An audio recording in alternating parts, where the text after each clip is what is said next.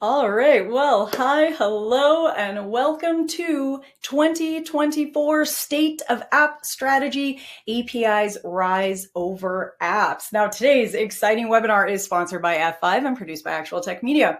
My name is Jess Steinbach. I'm with Actual Tech Media, and I am so happy that I get to be your moderator for this conversation today because this move around APIs and apps has me on the edge of my seat. I cannot wait to learn a little bit more about where we are as we bring 2024 to a close. I know I hate myself for saying that. I cannot believe that we are almost at the end of 2024. It is coming up way too fast, but here we are. The leaves are starting to change. It's coming at us, and it's a good time to be looking back and to be reflecting. And I love when we get a chance to explore and unpack reports like we're here to discuss today. We get to take stats and numbers off the page and really bring them to life in conversation and through interactive discussion. So today we have a team here with us of absolutely dynamic and all around fun expert presenters who are here to help us understand the key trends and the important impacts of API growth.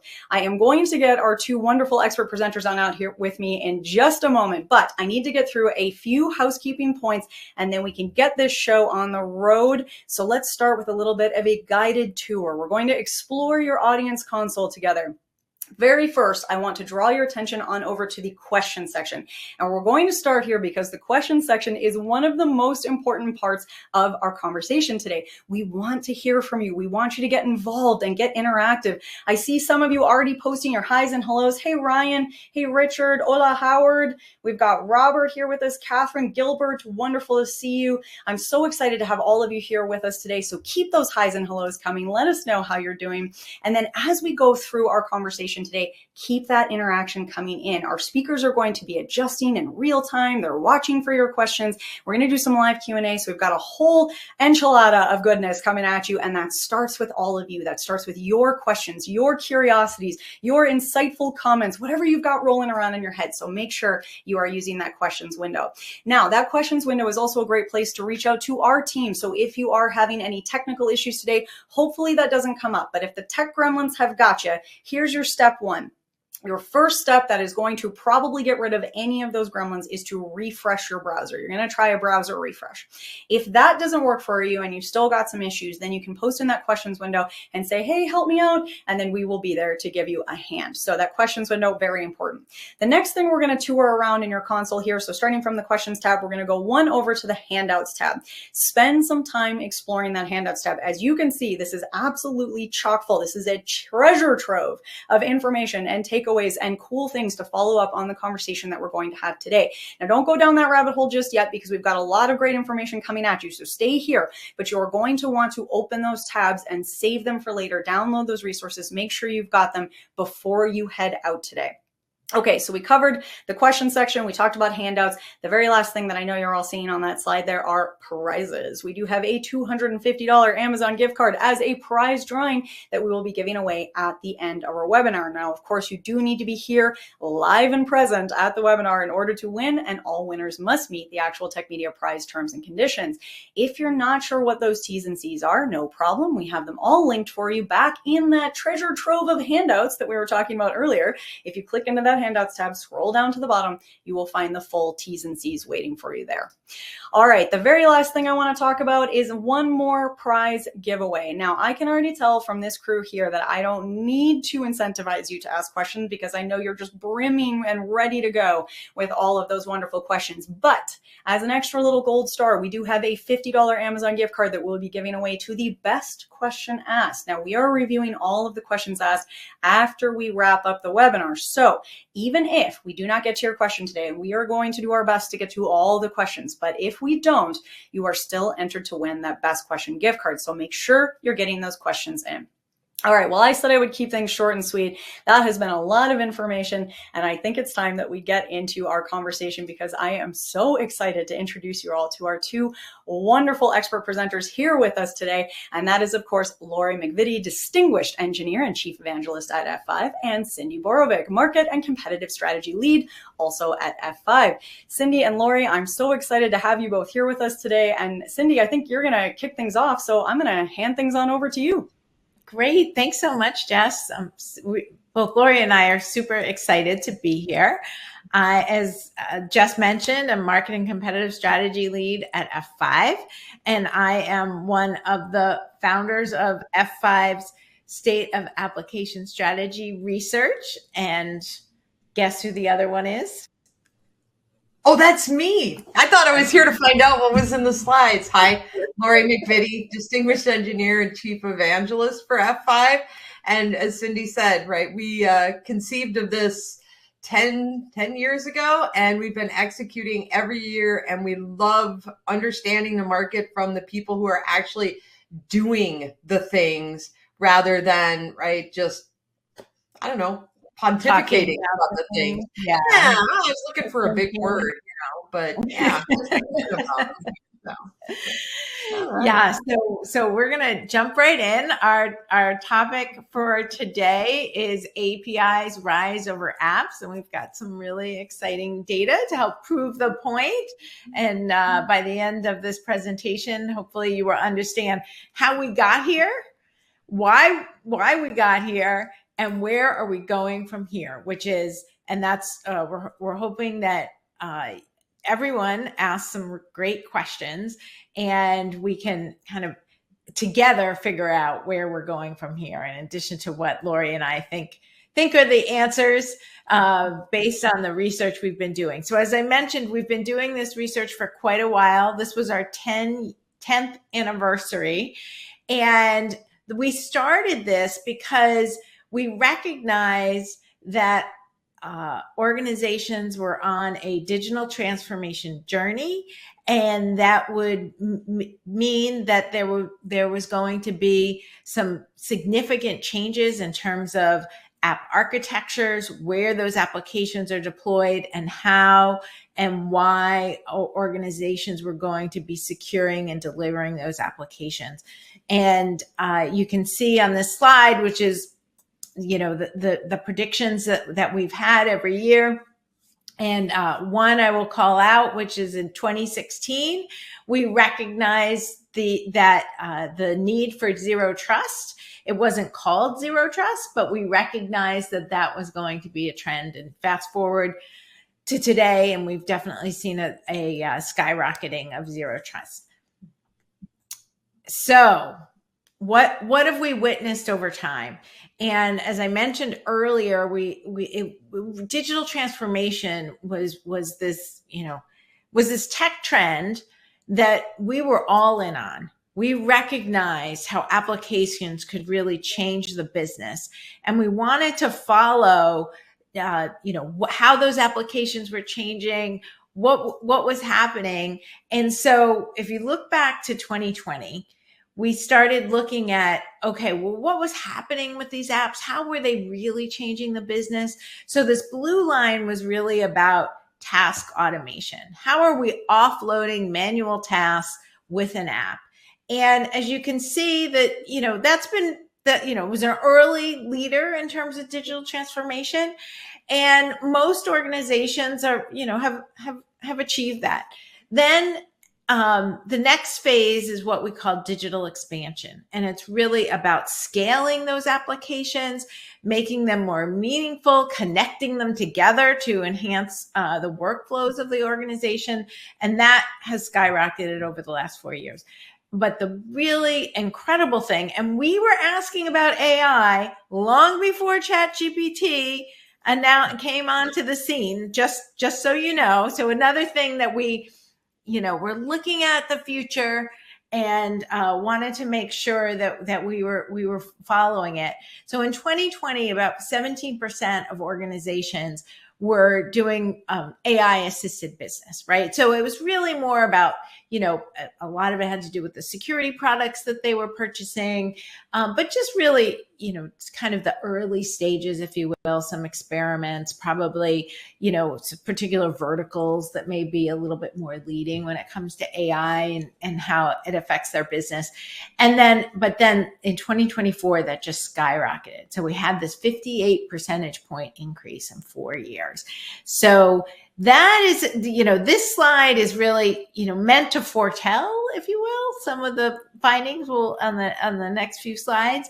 And then just one other point, which is you may say, well, wait a minute, these percentages don't add to 100. What we've found, and which is true, and I'm sure you've all found this in your career, that organizations are in multiple phases at the same time, right? There might be one portion of the business that's thinking about doing task automation. There's another portion of the business that's experimenting with AI. So organizations are in multiple phases all at the same time. And, one more, look, if you will, in terms of, proving the point that Lori and I believed to be true when we started this research was really that digital transformation has driven the adoption of application delivery and security services. Back in 2015, 56% of the respondents, weighted average deployment rate of all the app services across the survey was about 56%. That has now skyrocketed to 93%. And you can see we had this, real inflection point, and that was because of the pandemic. But it is true that if your business is going to rely on applications, then you need to make sure there's no way around it. You can't just wing it. You need to have also deployed the latest application delivery and security services. Yeah, and it may help to expand what we mean by that, right? So when we say that, we track 30 different individual services, from things like load balancing to network firewalls, ingress controllers, CDNs, MTLS, right? All of these things are individually tracked.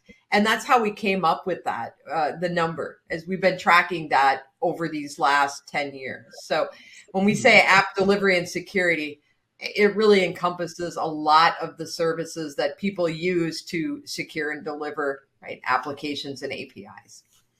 And as new ones have come onto the scene, we've added them and we've been tracking them as well, right? So API gateways would be a good example. Yep, API gateways. And we've taken some out, we've consolidated some, right? I mean, things like, web acceleration is no longer like a thing people buy. You don't get that, right? It's part of usually your delivery service now. So things have changed in the last 10 years, but a lot of them are still the same and still core to every organization, right? So this is no surprise. We're done with this now. So we're not going to look at this anymore. We're going to look at more interesting things, right? Right? Yes. Yeah. Okay. We are. We definitely are. Yeah. So so we're going to look a little bit back a little bit right now. So how did we get here? Okay. So as I said, we've been looking at applications, like what are they? So back in 2020, we looked at the average enterprise portfolio.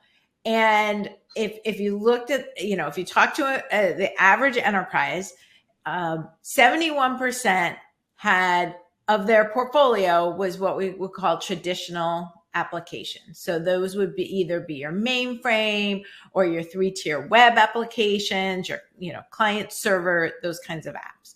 And 29% were modern, which we would say cloud native, container native type applications. So that was in 2020. And one other thing I want to add about this survey is that it is global. So that the results that we're talking about, and it has been global for the past 10 years, we're not talking about just the US or just North America. The survey is translated into 6 languages, and we survey in Asia Pacific and the Americas, as well as in EMEA. So this would be like global across the world. And over time, we have seen that the the trends, like early on when we were surveying, we saw different regions leading with different types of trends. So for example, if I would, to go back 5-6 years, we actually saw Australia and New Zealand really leading when it came to modern apps. And but then, and then we would see more in Europe, and EMEA was really leading in terms of private cloud deployments. But now the regions have actually come much closer, if you will, in terms of the timing and the scale at which they're deploying new technology. So that's just a note. We've seen just kind of this coalescing, if you will, around the globe of the technologies that are being deployed. So that was then. That was then. And then they started modernizing. Yeah. I'll talk. This is like my domain, right? As an engineer. So the second phase of digital transformation, once you have these applications in place for a while, they often need to be modernized, right? They're old. There's new ways to connect them to other applications, right? We moved from things like brokers and, enterprise service buses to APIs. And so we see that reflected in how people are modernizing, right, their applications. They are adding a layer of APIs so that they can connect from browsers and mobile devices. We see that they're actually outright replacing old applications with new ones, right, with modern equivalents. And all of these have the effect of adding APIs to the enterprise portfolio. And it's not one-to-one, because often they're adding multiple APIs so that they can support different use cases for APIs. So we see this just kind of like rolling ball, right, downhill, a snowball, and it's just getting bigger with APIs because we keep adding them on. That's it. That was all I had to say. Okay, I can go the next one. Right, there you go. Yeah. Well, why don't you take this one too? Okay. All right. So when we started asking, I think this year this is the modern app. So we've been asking this one for a while, right? This year, we actually had predicted that this wouldn't happen until like next year. So we were about a year off for how fast modern applications have taken over enterprises. So if I walk into my local insurance company, chances are, they're going to have, right, a few more modern applications than their traditional applications today. And that's what that means, right? But we also, if you see the number on the side, we started asking just for an estimate, because nobody knows exactly how many apps or APIs are in their organization. If someone tells you they know, just no, they don't, because no one actually knows, but they have an estimate. Well, there's about. And when we averaged that out, we found out that 41% of organizations actually had more APIs than they did applications, which again makes sense given the modernization efforts and what they're doing with APIs and how many different use cases are supported by simply having APIs. So we see that not only are modern driving more APIs, but that, right, just APIs are driving APIs. It's kind of like a snowball again, right? It's just growing. So I suspect that while we might not see the modern traditional mix, right, go away, right?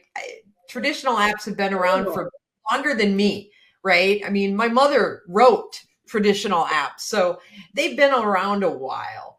I don't think they're going to go away completely, but we are seeing, right, modern apps take up more space, as it were. So that's going to happen for a while. And that means APIs are going to be here to connect them in new and different ways, especially with AI, right, exploding and kind of making its way into the enterprise right now. Yeah. Yeah. Okay.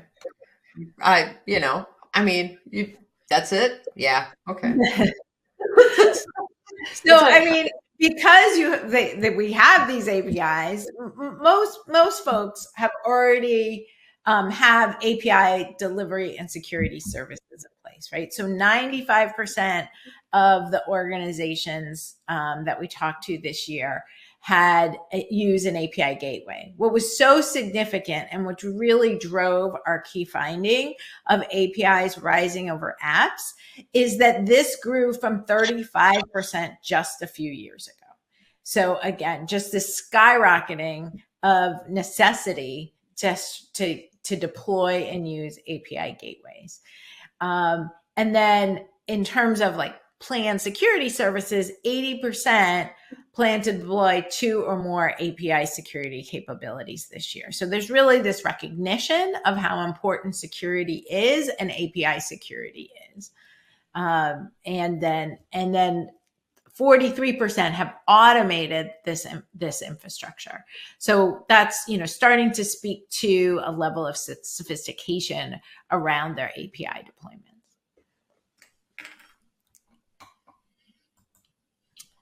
So why would you do this to yourself? Why would you have things in your environment that you don't really know and you can't count?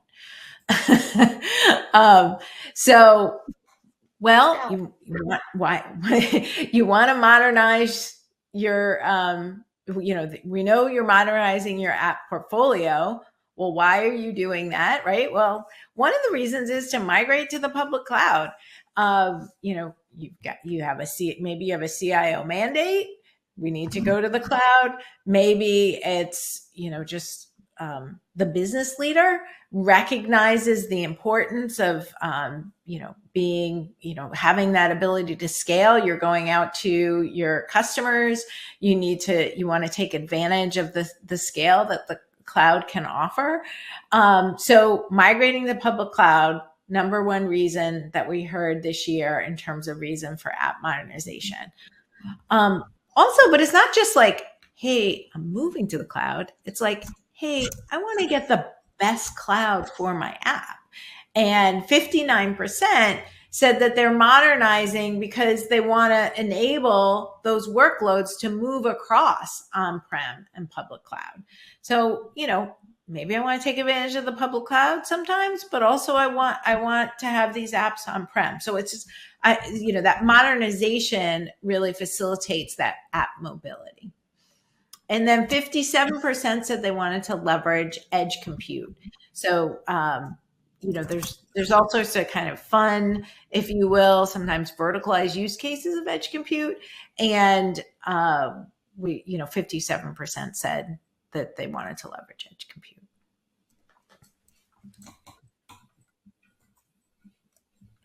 Now, this one, Lori, I think, and this to me is really interesting because, you mentioned at the top of the webinar that, folks don't know how many APIs they have.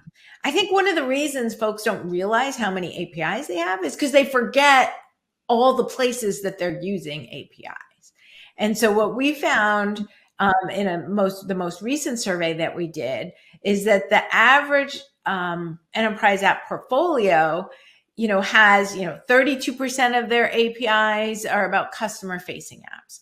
19% are about partner facing apps. But I know that some of the ones that I forget about, and I've certainly learned a lot from you in this last year, are the integration that APIs facilitate and the connecting of the microservices of the modern apps. I don't know if you want to talk a little bit more about that. And then certainly the 14% of the inferencing apps is really interesting. Right. This is the first time we've ever asked this question. I don't know that anyone else digs into it, but I'm a curious person and I wanted to understand it because we talk very vaguely about, right, how APIs and modern applications, right, microservices, actually, right, how they're used, but we didn't have like a number to say, well, but how big is that really in terms of, right, what you're doing? But then also integration. Yes, because that's very important because when you're connecting those traditional apps to modern apps, right, if you're API enabling your monolith that's sitting on a mainframe, well, you're doing that because you're trying to integrate it with something else, right? Usually data feeds, batch processes, those kinds of things. So we asked the question, and this was very interesting to find out that, right, it's it's primarily customer facing applications, but not by much, right? That all these other APIs are important, right? And it begs the next question, which is, well, what are they using for security, right? Other questions that we ended up digging into. But we added in inferencing because so many organizations are experimenting with AI. They're putting AI into place. They're doing AI assisted business. So we wanted to understand, right? Are you actually using inferencing apps right now? Because 99.99% of those are going to be accessed via an API. So we asked, and organizations told us, right, 14% of them are actually already using APIs and inferencing applications today.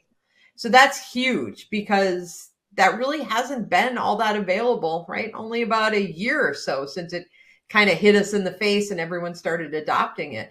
But that's going to be a significant source of APIs, both consumption, right, and building. And it's going to require security, but it's also going to require different kinds of security because a lot of these apps, these APIs that are being used are actually external. People are using ChatGPT or, right, a hosted API for an AI inferencing service. So now you not only have security coming into the organization, but now you have to worry about security going out of the organization. And this is a very new pattern for things like delivery and security professionals, because primarily we only think about stuff coming in, right? Now it's going to be going out too. So this is changing a lot of things in delivery, in security, right? That whole space. We have to think about things in a little different way when it comes to APIs now. Really cool. So transition a little bit. We wanted to talk a little bit about like where apps are living. Back in the day, everyone was in their own data center. Then everyone thought, with all the cloud hype, it was like, oh, we're going to all go to the cloud. Everyone's going to be in the cloud. Well, that's not true. 88% are operating in at least two of these locations that you see, so whether it's cloud or co-location or their data centers are either more of a traditional operating model or more of a software defined private cloud operating model. And then 60% operate hybrid apps, right? So actually their apps have components that are in multiple of these different environments. So, just a real mix in terms of where apps live today. And, we wanted to understand, we were like, well, why would you do this? Why would you start to add this complexity? So I mentioned it a little bit earlier. Most organizations want to choose the best cloud for the app. So what's the job that the app is doing or the AI model? And I want to pick the best location. So it's not, it's like you're right sizing, if you will, your app to your location. Also, business resiliency. Okay. We can't have all our eggs in one basket. We're going to need to make sure there's some diversity there. And whether it's resiliency in terms of, natural disasters or man-made cyber attacks, whatever it is, we need to have some resiliency here. And then cost, flexibility to choose the lowest cost option. FinOps has definitely been a big trend in the last year. And I think that's one of the reasons why that, this is 55% is so high. I mean, every time you put cost on a survey, it usually shows up in the top 3. So it'll be interesting to see next year, how that changes a little bit. And then, so when you look at this and this visual is something at F5, we call it the ball of fire. We have a real technical name for it. And what we found was that almost everyone we talk to has several challenges around multi-cloud. So whether it's handling the complexity of the tools in each individual location and APIs, whether we're migrating applications between clouds and data centers or just optimizing the performance.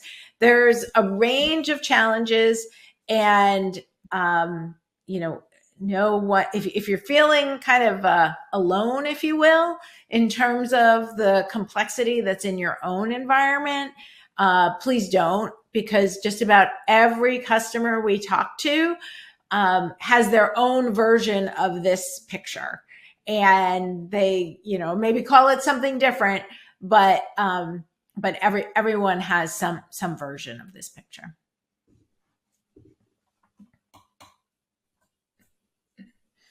Okay, so where are we going from here?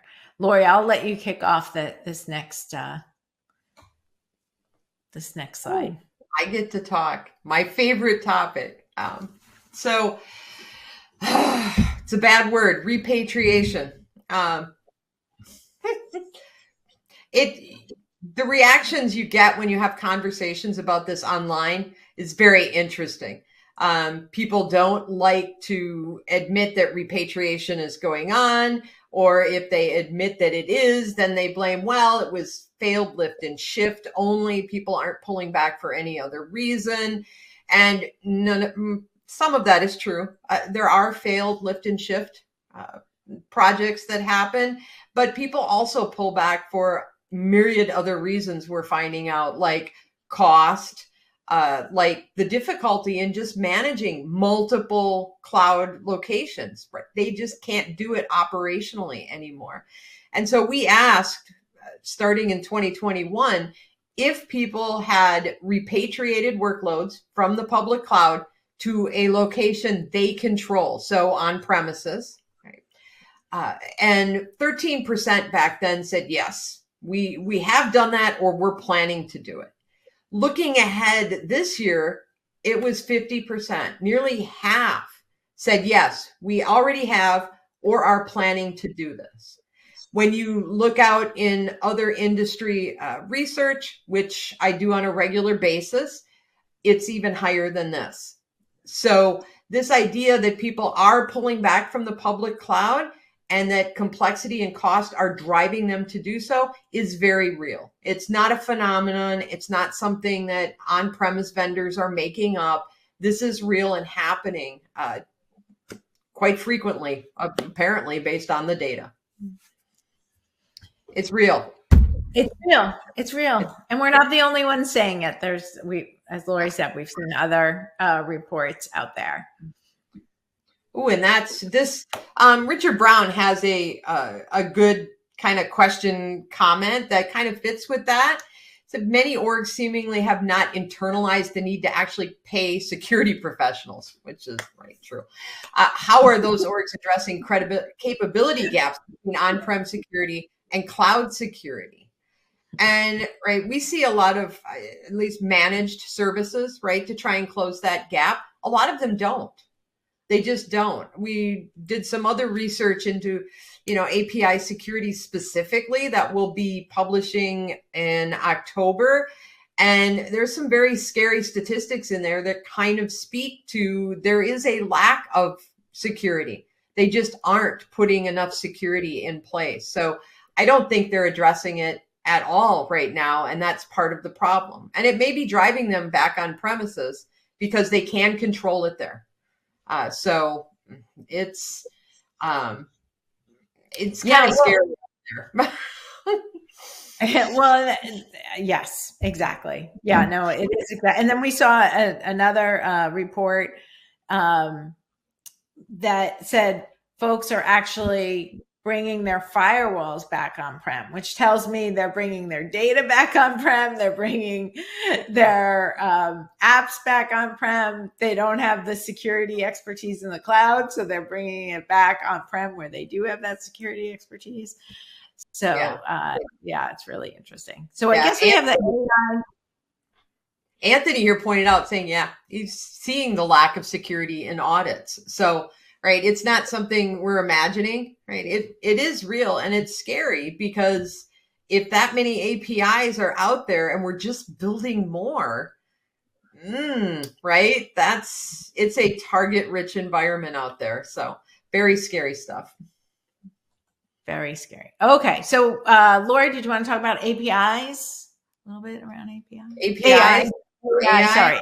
Oh, there's AI, and then API, just the P goes in the middle, right? It's so they're kind of the same, and they're very interrelated, right? This means a lot of the same thing. If you're operating AI on premises, you're going to have more APIs, and similarly, you can operate it in the public cloud, still have more APIs, probably even more, because you need public cloud APIs. We asked about where people were planning to distribute their AI applications. These would be the applications they build that leverage an inferencing service. And that might be their own inferencing service that they stand up, like Ollama, or it might be a ChatGPT or a Hugging Face hosted model, something like that. So both of those. And 54% said, we're going to do it on premises. 80% said, well, we're also going to do it in the public cloud. So there is an overlap here. And we're actually seeing through the data, and I'm not sure it's in here, but that organizations are actually already planning on multiple models. So they're not just deploying one, AI model and one inferencing server. They're actually deploying multiple AI models for different use cases. So this finding makes a lot of sense. Some things will be on premises because it's dealing with more sensitive data. Others might be operating in the public cloud because the data is less sensitive, or maybe it's a customer facing chatbot and most of the information is already public anyway. So it's not really a big deal. So we're going to see multiple AI applications all over the place in the organization, which will only make the ball of fire burn more, right? Brighter. I don't think brighter and but it will fan the flames, right? It will make it worse.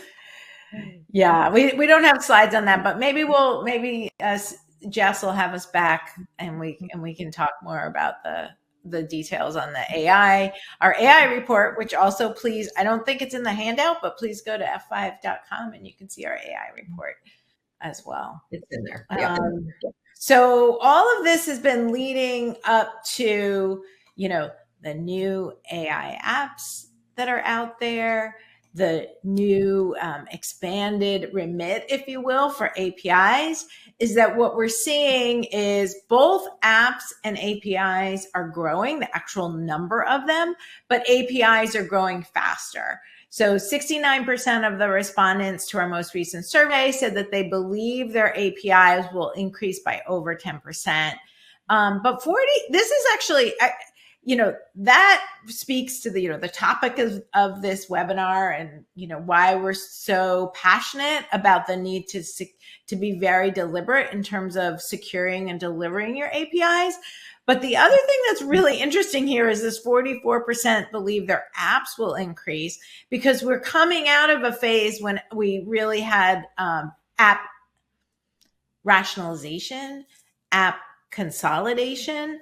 But I think what we're seeing is this expanded remit of how apps can help the business, and a recognition that they will be increasing as well. Well, because we have new technology, right? That's that 3 phases where you go from, I'm going to build some apps. Now I'm going to do some integration and automation. And now I'm going to get some data and some analytics and use AI. It's a cycle. And we just introduced one of the biggest new technologies, right, in the last 20 years, right? AI. So people are going back and they're going to build AI applications. Now, these are going to be mostly additive right now, right? Until they figure out, what can I replace with AI, which will happen eventually, right? We're already seeing that. But for the most part, it's going to be additive. So they're going to build more apps and use more APIs, right? And it's just going to continue, right, to build until it slows down, right? And then the next new technology will come around and we'll do this cycle again. But I'll be retired, so I'm not doing it anymore, right? That's it. Oh, we're going to drag you back in, Lori. We are. We're going to drag you back in. And, I can't do it again. We are. We're going to drag you back in because this is just such an exciting time. I mean, we are. This is, for all of you who are excited about cloud, this is we're on a new wave. The AI is bringing in a new wave, and we've got lots to do. And the most important thing I think we need to do is be very serious about API security. And right now, the good news is that most folks are starting, when they think about API security, 59% said they're incorporating API security in every stage of the API lifecycle, starting with design. So they're 59% said they're there. But in terms of where they start with API security, 80% said that they start with design. 17% said they start at development. And then the 3% are kind of like also rans, and they're not, it's much later stages. Now, so when I look at the data, what I see is like folks start with design, and then there may be a few phases that they don't think they have to worry about API security, which may be true. It's like the test Q&A, potentially, maybe you don't have to worry about it. But everybody it seems to be on board, if you will. And I think it really we're just in this like education phase, and then really understanding, okay, the platforms you're buying, what API security is built into those platforms, if it's an API management or integration system, or if it's like more of an application delivery and security platform, what exactly are you getting in terms of API security, and how do you need to augment that in every phase of the life cycle? Well, and one of the things that, and I know it's not in here, but that we did look at is who drives security strategy, who makes those decisions. And we also have to consider that there are basically two different buckets of API security, right? There's secure development, which is something that developers care deeply about, or should, right, in writing secure code. That's not something that the security operations team has any control over. They really don't. It has to be something that's done and started in design. How are we going to make sure that this is secure? But conversely, I don't know many developers who are thinking about, what happens if we fall under a DDoS attack, right? They don't think about that. That's something that operations is familiar with.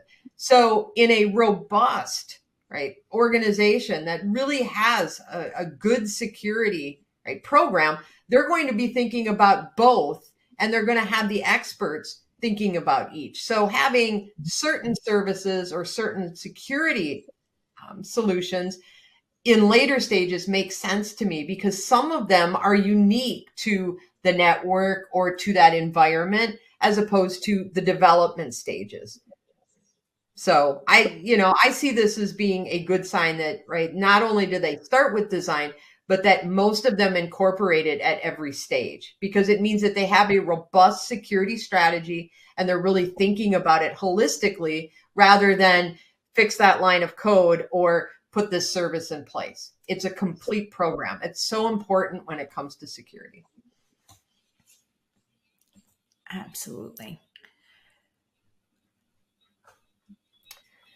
And that's because you need multiple things. This is the top three, isn't it? This is the top three, yes. And everybody seems to be in agreement. These are the top three. They are. This hasn't changed. We asked in two completely different surveys, two completely different audiences, and it was the same top three.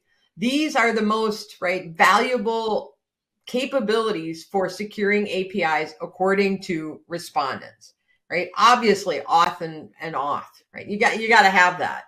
We need better acronyms for that, because it just never works. Auth-D, auth-N, it's hard to say. But behavioral anomaly detection has been in the top for several years now. And it's interesting because that's driven by a form of AI, actually, right? Machine learning. It's the predictive AI, right, that drives that. And that's been considered way more valuable than even, right, encryption and decryption. one of my favorite sayings is that, yes, malicious code that's encrypted is still malicious code, right? If somebody's attacking, it doesn't matter, right? It's not, it's a security thing. It's really encryption and decryption is more about privacy and integrity than it is preventing an attack, right? That's not going to do it. So it's no surprise that these other methods that are more concerned with stopping people who aren't authorized and detecting bad behavior would be higher than even encryption and decryption, which should just be default, right? It just should be by default. But that's just me. That's what I think. I think that's a good thing. And then we also asked about securing AI apps specifically. And, API security, good thing, was, the number one, but you can see it was a priority, but you can see folks are recognizing that it's not the only service that will be used or needed. It's really a range of capabilities that you need, just like you need for your regular apps in terms of protecting your AI apps. And I think Lori was, earlier talking about, and actually your AI apps may need some different types of security because we're talking about like the AI coming into your org and out of your org a little bit differently. Yes. Yeah. The AI gateways that we're starting to see are both inbound and outbound by necessity. So they're protecting both ways. And they include some of those extra AI, right, security things like prompt injection, right, just cleaning things up, making sure people aren't injecting, tokens and things like that. So it's good, but it is going to change a little bit. But this is a good place to start because it is all driven by APIs. Very cool. All right, we've got our final slide, and then I think Jess is going to want to jump in. And so, look, we are so excited. As I said, we started this research 10 years ago. If you filled out our survey in the past, we are so thankful. And as you see requests from F5 to fill out next year's survey, please do that. Application delivery and security has really met this digital transformation moment.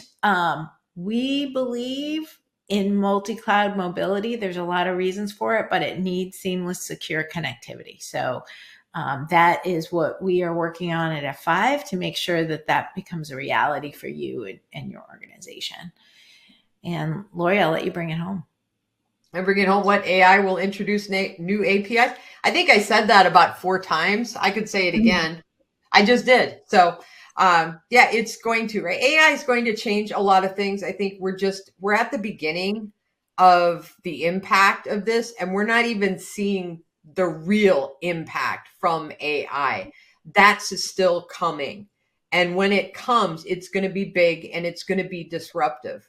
And it's definitely going to be something to watch. So yeah, I'm not going to retire tomorrow because I want to see where this plays out, because AI is changing everything and nothing at the same time. It's fascinating. So stick around. AI is cool.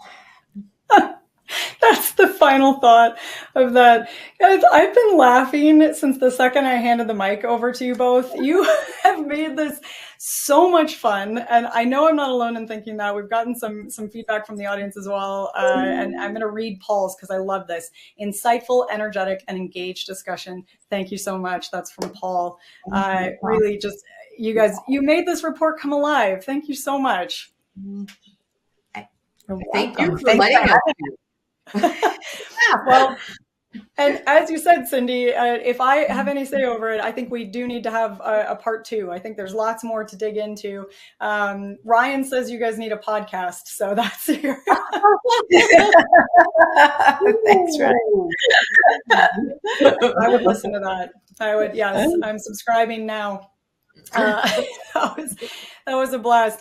We are and I hate to say this, but we're within about 5 minutes of needing to wrap up. So I do think that we're going to have to kind of bring things home pretty quickly here. I'm going to try to sneak in one or two questions, and I'm going to combine a few. Lori, as you said, you talked about API and AI in security quite a bit.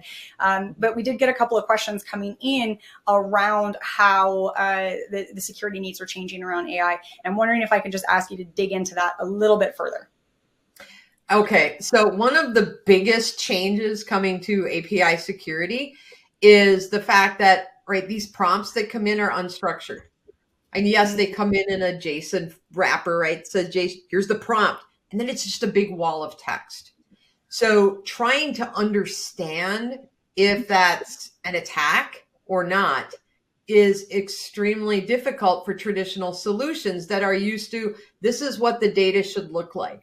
Right? This should be a string, this should be a number, and I should have 5 different fields. And instead, I just wrote a book and sent it to AI and attacked you. And you have to be able to parse through that, to understand that it's an attack, to detect it. It's absolutely crazy, right? What that does to those solutions. So that is going to be a huge hurdle that organizations have to get over, either by restricting what people can send to the chatbots, which they are doing, right? Here's your list of questions you can ask, or by actually, right, expanding and having more robust capabilities in their API security. So that is one of the biggest ones that changes just about everything. Cindy, anything you wanted to weigh in on that before I? No, I don't think I have anything to add in particular. Thanks for asking. Perfect. We've got a couple. I know that you brought up sort of moving and discussions around cloud and on-prem, and obviously there's lots of different opportunities and movement here. We went in all one direction and now maybe going back in a different. We did get a couple of questions coming in around hybrid cloud solutions and the security there, as well as the maturity of multi-cloud API security. Wondering if maybe we can just spend a little time with sort of cloud and hybrid multi-cloud.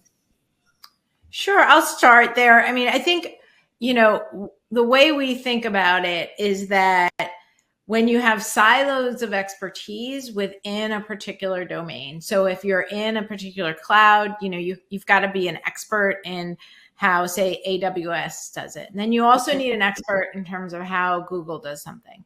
And, then, likely you already have experts on-prem. So what we believe is that the most efficient layer to standardize is at the application delivery and security. So if we're talking about APIs, it would be specific API security. And so because then you can have, you have that layer that can be consistent. It's actually pretty lightweight. It's not like a heavy lift, right? And you can have standard and consistent policies across your apps and APIs, no matter where they are. So that, at the basic level, that's how we think about it.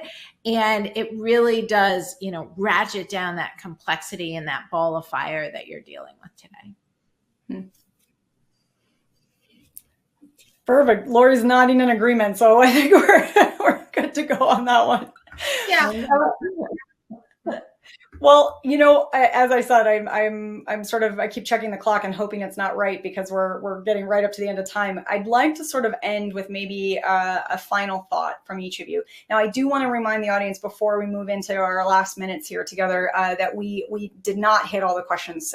We absolutely got, a huge influx of really insightful and wonderful questions. And I love that. Kudos to everyone out there. We are going to make sure that all of your questions get sent to the F5 team. So you will get responses back.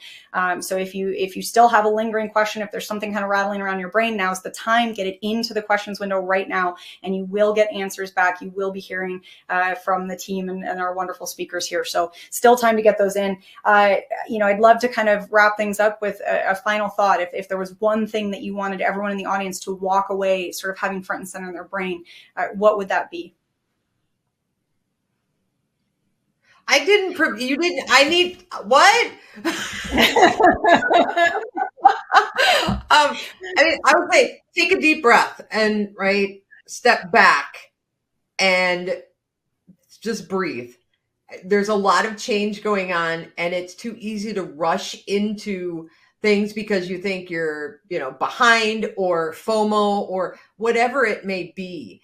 And it's more important to stop, think about things in terms of where am I going to deploy it? What are the costs? What security do I need? And what skills do I need before you grab onto it? So, step back. The world isn't moving that fast. It just looks like it, but it's not. Just breathe. Don't rush into things that will make it worse, because you do not want to be a headline. You don't, especially not if you're an intern, because they're the ones that always get blamed. So Always. Step back. That's right. Step back. Oh, I love that. I love that comment that the world is not moving as fast as it seems to be. I think it's so easy to feel like we're running at full sprint, and to really feel that way, and to just stop and take a deep breath is a great takeaway. All right, Cindy, you want to bring us on home? Oh, well, thank you so much. I mean, I think that, Richard talked about, orgs not actually, internalizing, like that they need to pay security professionals. I think that it's really more about, taking this holistic view of where, not hiring security professionals in silos, but, it's the orgs that are thinking about it at the top. And then, as Lori said, pinpointing where and how you need to address security at, each, if you will, control point. And in particular, the application, building up that staff, that expertise in your staff in application security is going to pay dividends over the long term. Some really wonderful takeaways. Every time I hand the mic over to you guys, I feel like we open up a new door that I want to walk through and spend an hour sitting around discussing. And so I'm hating that I have to say this, but we're gonna say goodbye. But I do want to thank both of you for being here with us today, for leading us through a really informative and interesting conversation. Thank you, Cindy. Thank you, Lori. I really appreciate your time. Thank you. Thank you. Take care. All right. And to everyone out there that still has those questions, keep getting those in. Anthony, I see you, DevSecOps. Yeah, I love it. I have to say, not only do we get a lot of great questions today, we also got a lot of great comments and interactions from all of you.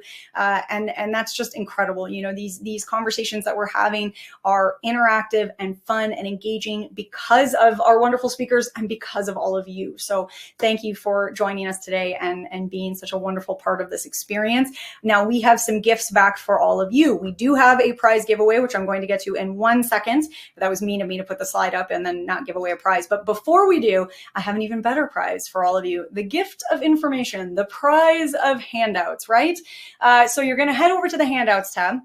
The first thing you can find in there are the slides from our conversation today. So that is an amazing takeaway. I'm so glad to see that in there. Please do grab those slides. You are going to be able to relive all of the magic. Not only will you get an on-demand copy of this incredible conversation, which I recommend sharing with all of your friends and family, but you can also show them the slides over the dinner table. Who doesn't love that, right? So make sure that you've got those slides. You can also get the 2024 State of Application Strategy Report. That's what we've been here talking about. So I'm sure you want to dig in a little bit further there. There's a couple of blogs to help unpack some of the data, dig in a little further. You've got a lexicon of cybersecurity terms and definitions. How cool is that? I love that. And then, of course, there's a link to the F5 website. So you can get connected with F5 right away. Please, please, please make sure, because this conversation is just the start, right? This is the open door, and then you get to walk through and you get to keep this conversation going. So don't let this be the last time you think about all this data. Make sure that you connect with F5, get some more information, ask those questions, and keep this conversation rolling. All right, now I promised you we'd do a prize giveaway. I meant it. Let's get into that. So we have a $250 Amazon gift card going to Gennaro Catino of Connecticut. Gennaro Catino of Connecticut. Congratulations to you, Gennaro. As always, we will be in touch about claiming your prize after we wrap up the webinar. All right, my friends. Well, with that, on behalf of the Actual Tech Media team, I want to once again thank F5 for making this webinar possible, especially to our incredible speakers, our dynamic duo here with us today, Lori and Cindy. You've both given us so much to think about. As I said, though, I always have to send a thank you and a high five, and really in particular, a big gold star to all of you today for joining in and being a part of our webinar. I talked about this at the top. I think reports are so important and data is so important. And it's really, really great to spend time reading through the data and really taking it in and kind of absorbing it at your own pace and time, right? But there's something truly magical about watching people who are passionate about this, people who are excited about this, really dive in and engage and bring those numbers to life and make them kind of, sorry to be a bit corny here, but dance off the page, right? And really pop out into your living room because they're passionate about it, because they're seeing the stories behind the numbers. And that's what I love about these reports, are the stories that we can tell behind those numbers. And I'm so grateful to all of you for joining in that story with me today. So I'm going to let you go on about your days because we're right at the end of our time here. But I know that I have learned a ton from this session, and I hope that you all are walking away feeling all lit up in your brains as well. I can't wait to see you all at a webinar again soon. And until then, I hope you have an absolutely beautiful end to your day. Thanks all.